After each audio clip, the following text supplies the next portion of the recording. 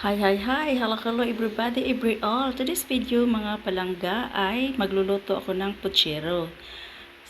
So, ang aking mga ingredients are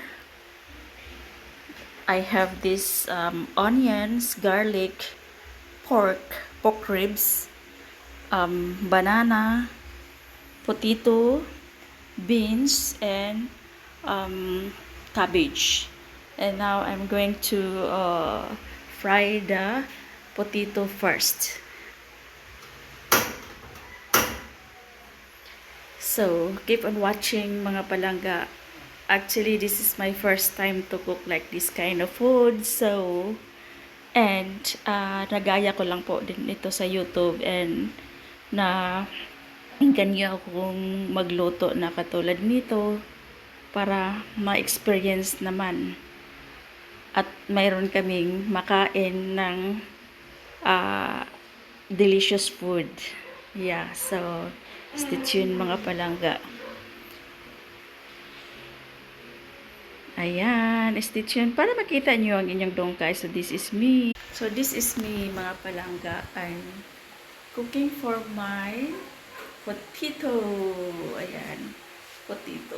Oh, pasensya na po kayo kasi hindi ako gumagamit ng aking tripod. Tinatamad akong kumuha. Kaya ayan, so as long as masaya kayo sa aking isi-share po sa inyo na video sa aking pagluluto, and I try my best. Promise, masarap po yan. So, ito na guys, pinirito ko na yung kanyang banana at patatas para yan po ang aking pangsahog ng aking pochero. Ayan.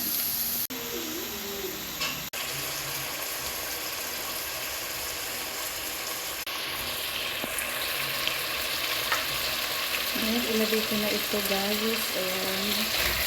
Ilagay na natin. Tapos, i-add ko lang itong, ayan, tomato sauce. Ayan.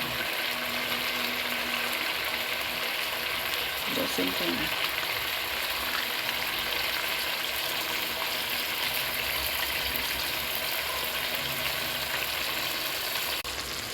At ayan, nag-add na lang din ako ng water. Nilagay ko siya dito. Para palambutin natin ng 45 minutes. Ayan.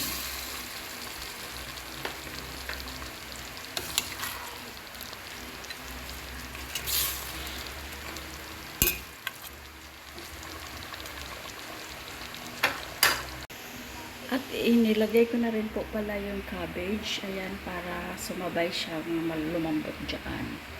And then, pakuluan lang natin ng 45 minutes. At ayan guys, at inad ko na rin itong aking long beans. Ayan.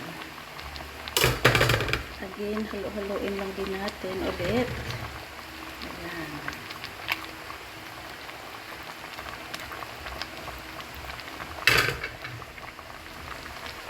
At ating takpan para lumambot.